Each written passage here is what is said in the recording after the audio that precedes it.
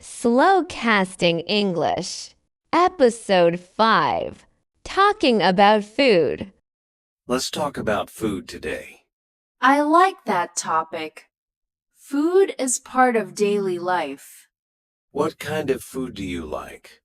I like simple food, not too salty. Do you cook at home? Yes, most days.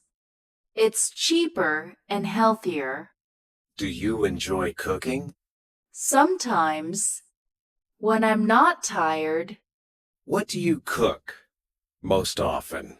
rice, vegetables, and eggs.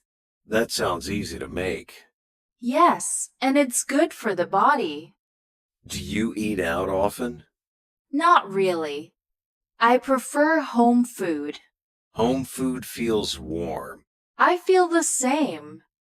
Two people discuss their feelings about food, sharing preferences for simple, less salty dishes, and expressing a preference for home-cooked meals.